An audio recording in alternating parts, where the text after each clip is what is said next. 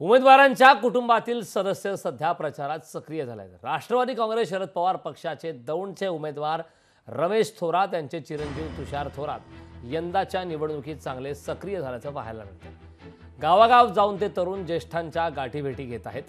विजयाचा गुलाल आम्हीच उधळणार असा विश्वास तुषार थोरात यांनी व्यक्त केलाय। त्यांच्याशी बातचीत केली आमचे प्रतिनिधी विनोद गायकवाड। पुणे जिल्ह्यात सर्वात चर्चेत असणारी निवडणूक म्हणजे दौंड विधानसभा मतदारसंघाची निवडणूक। खरं तर या निवडणुकीमध्ये नेहमीप्रमाणे थोरात यांच्या विरुद्ध कुल अशी सरळ लढत होणार आहे। खरं तर कुटुंबातील सर्वच सदस्य उमेदवारांचे हे मैदानात उतरले प्रचार करताना पाहायला मिळतात। खरं तर प्रचाराला अवघे काही दिवस राहिलेत। यावरच बोलण्यासाठी माझ्यासोबत येथील दौंड विधानसभेचे राष्ट्रवादी काँग्रेस शरद पवार पक्षाचे अधिकृत उमेदवार रमेश थोरात यांचे चिरंजीव माझ्यासोबत आहेत। दादा, स्वागत आहे तुमचं लोकशाही मराठीमध्ये। मला सांगा, प्रचाराला अवघे काही दिवस राहिलेत, कसा प्रचार चालू आहे? प्रचार अगदी जोरात चालू आहे। आम्ही घरोघरी जाऊन तुतारी वाजवणारा माणूस हे चिन्ह लोकांपर्यंत पोहोचवत आहोत आणि उत्स्फूर्त प्रतिसाद त्या दृष्टिकोनातून आम्हाला सगळ्यांना मिळत आहे।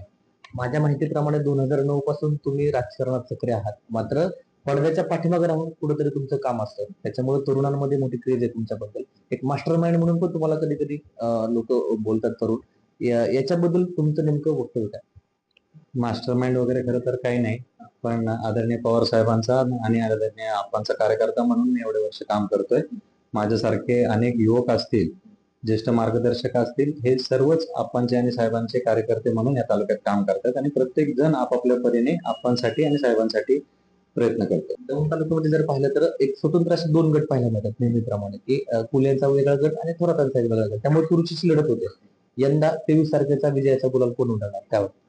गुलाल 100% आदरणीय आपणचा असणार। नक्कीच या ठिकाणी जर आपण पाहिलं तर यंदाची जी काही निवडणूक आहे ही जरी चुरशीची असली तरी यंदाचा विजयाचा गुलाल आम्हीच उधळणार असा विश्वास खरं तर यांनी व्यक्त केला। विनोद गायकवाड, लोकशाही न्यूज, दौंड, पुणे। लोकशाही मराठी ऐका, पहा, जागरूक रहा।